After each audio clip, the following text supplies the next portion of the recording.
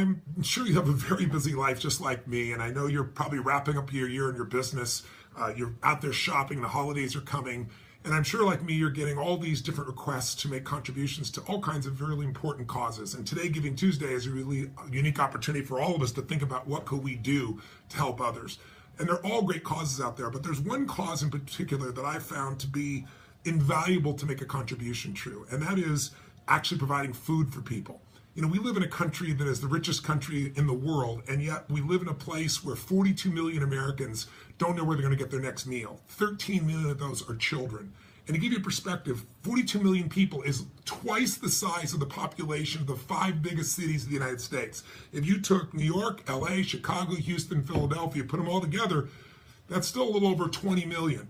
So to give you a perspective, that's how big the need is out there, and people just don't realize it. And the people that need it are not just homeless people. You know, I've partnered with Feeding America over the last few years to feed 100 million people last year, and we're going to do it again with your help this year. And the way we've been able to do it is to find people, that individuals that are paying their rent, they're living in their home, they have children, they got to pay utilities, but between those elements and medicines, they literally don't know how to get their next meal. And Feeding America is the most powerful organization in the United States for really hunger relief in this area. And my passion for it, and the reason I'm reaching out to you, is today is a unique opportunity. You know, if you decide you'd like to make a contribution today of any amount, $10, $20, $100, up to $5 million, I'll match it today. And I got to tell you, in my own life, the reason I'm passionate about this, not because I'm just a great guy, it's that because when I was 11 years old, we had a Thanksgiving with no money and no food. And what changed my life, what changed the entire direction of my life, was the fact that one day I get this knock at the door on Thanksgiving. My parents are fighting and saying things you can't ever take back. And I open the door, and there's this tall man standing there with this giant 2 bags of food, and on the ground beside him was this pot with an uncooked turkey in it. And he said, "Is your father here?" And I said, "Just one moment." And I went to go get my father, and that day changed my life, because my father had always convinced all of our family that strangers don't care about us. You know, it's a dog-eat-dog world. And my father didn't actually receive the gift very well. It's a long story, but you know, he felt like he failed his family. But for me, it was a turning point in my life, because I was focused on the fact there was food, you know, and that somebody, what I pulled from that event was not just we had this beautiful meal. What I pulled from it was this feeling that strangers cared, and strangers care about me, I need to care about strangers. It literally changed the direction of my life. And to this day, I don't know who did it. I started sharing about this 35 years ago. My mom thinks she knows who sent it to us. The woman was rather elderly that passed away, but you know, a simple gift like this, a simple addition of helping somebody on a day like this can literally change their perspective on life, not just provide them a meal. So I hope you'll join me with this. And I hope you'll do this not only for other people, I hope you do it for yourself.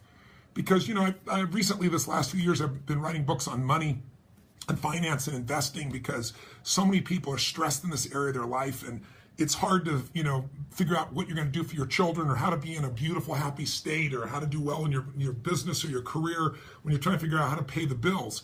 And so one of the principles I learned, and one of the things that triggered me, is I was interviewing all these multi-billionaires, and I watched Congress cut food stamps. They now call it the SNAP program, but they cut it by almost $8 billion. It's the equivalent of every family in America that was getting help literally losing a week's worth of food every month for 12 months. And they're hoping other people are going to step in. So I decided to step in. I provided, in the first year, a year ago, 55 million meals, and then provided the matching funds to feed 100 million through Feeding America. I'm doing the same thing this year, and you can participate.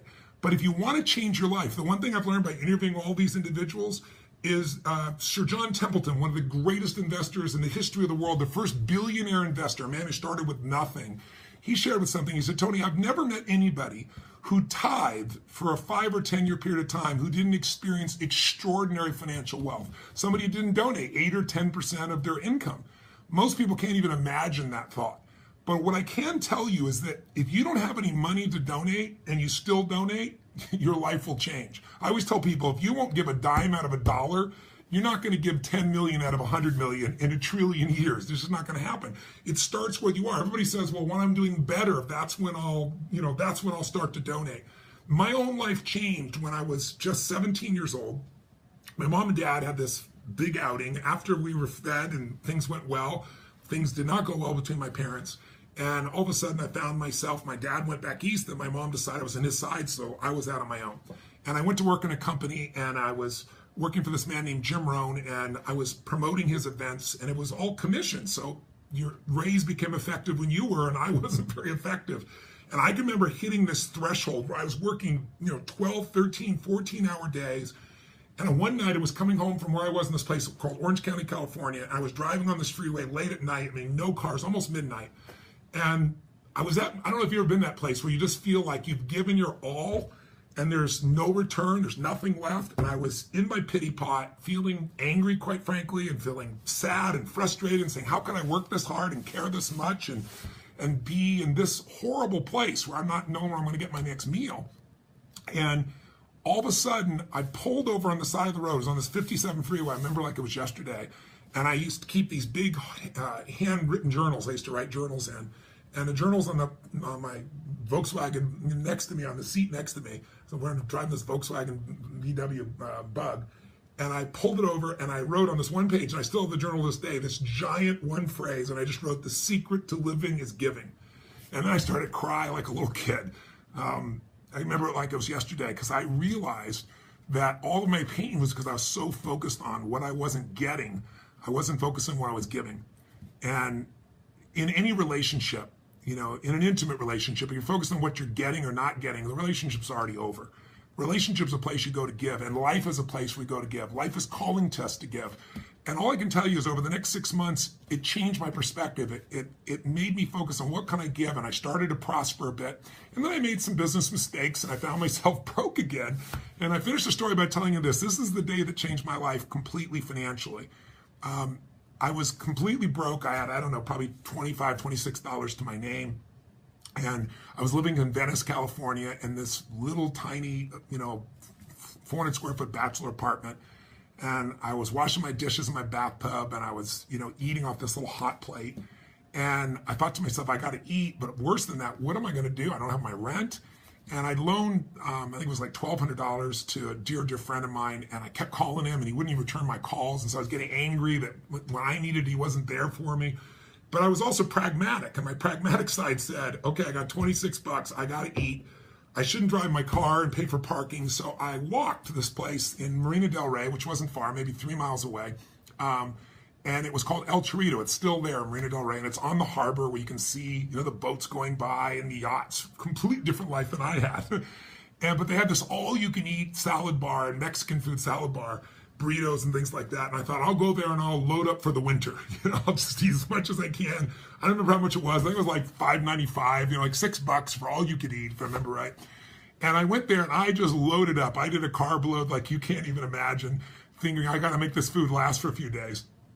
And then, I just finishing up my meal, and all of a sudden the front door of the place opened, and this breathtakingly beautiful woman walked in. I couldn't help but notice. And then I waited to see who was with her, and all of a sudden the man who was with her was like, about 3 feet. And he was wearing this suit and tie and a little, vest. And I watched him hold the door open for his mom, and then he obviously came and pulled the chair out for her, and he was just such an incredible gentleman. I just remember it was like a movie, taking it all in. And I was just, I don't know what it was, I was just moved by this little boy's just total attentiveness and care and love and respect for his mom. And so I paid the bill, and, I don't know what I had left, 17, 18, 19 bucks. I put it in my pocket. And as I was starting to walk out, I saw this boy again, and I stopped, and I introduced myself. And I said, I'm Tony, what's your name? And I don't remember his name, honestly, it's been so many years. I think it was Charlie. And he goes, Charlie, let's say. And I said, Charlie, I've been watching you. I said, I saw the way you held the door for your lady here. I saw how you pulled out the chair for her. I said, taking her to lunch like that. I said, that's a classy thing to do. And he goes, well, she's actually my mom. I said, that's even better. He goes, well, I'm not literally taking her, to lunch right now, because I don't have a job. And I think he was like 8, 9, 10, 11 years old. I'm 10 or 11 years old at the time. And I said, yes, you are taking her to lunch. He looked at me, and I reached in my pocket, and I had no plan to do this. I just spontaneously took out all the money I had in the world, my $17, $18, $19, and I threw it there right down in front of him, including the change, right down in front of him, right, where his plate would be. And he looked up and he says, I can't take that. And I said, of course you can. He said, how come? I said, because I'm bigger than you are. And I didn't look at the woman. I didn't do it for that reason. And I just shook his hand, and then I walked out of this place. And I didn't walk out. I flew out of the place. You know, and I went looking for my car and forgot I didn't drive there. And I didn't walk home. I kind of skipped. I mean, I would probably look like an idiot going home because I was so euphoric. And the crazy thing is, I should have been freaking out. It's all the money I have in the world. I have no money to pay my rent, no money for food the next day, nothing. But it was the most free I'd ever felt in my life. There was no scarcity in my bones. And I'd lived where everything was always scarce. And the reason I really believe is, when you have nothing, the best thing to do is plant your seed corn. When it's like, you got to teach your brain that there's more than enough. And the way to do that is give when it's not easy to do. And so instead of thinking everybody else got all this money, let them give, that day I gave everything. And I not only had euphoria, but then I went home, and here's the best part of the experience. I went home, and it's like, I still thought at some point you'd think my brain would kick in and go, what the hell are you going to do? It really didn't.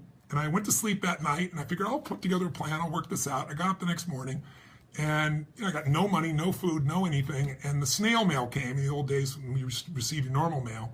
And sure enough, there's a letter that I opened up, and it's from the guy that I loaned the $1,200 to. And he wrote me a note, said, I've been avoiding you. I'm really, really sorry. I hope you'll forgive me. Here's the money I owe you and a little extra. And in those days, $1,200, $1,000, I could live off for a month. So I remember just reading it, and then I started bawling again, just uncontrollable crying. And I just thought to myself, why am I crying? Why is this going on this way? And I just remember vividly thinking, why did this happen? And I really believe in my heart and my soul, I believe that this happened because I operated I wasn't trying to do something. I wasn't doing it because people wanted me to. I wasn't doing it to look good. I did it because it was right. I trusted my gut spontaneously. I didn't think about me. And as a result, since I wasn't thinking about me, scarcity ended for me.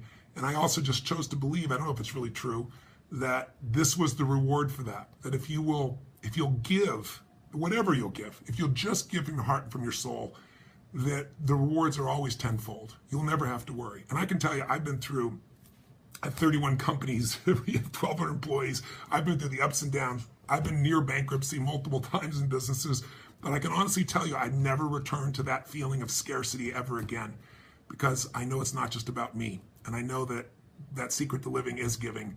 And I've lived that. And as a result, it's magnified all the joy that I could possibly have in this life. So if you're thinking about the holidays and what to give and what to do, it's beautiful. I hope you'll take amazing care of your family and yourself. But there's something about doing something for more than yourself that makes us feel fully alive as human beings. So I hope on Giving Tuesday, you'll take me up on the offer. You'll decide to donate whatever you want to donate, $10, $100, $1,000, $10,000. I said up to $5 million, I'll match.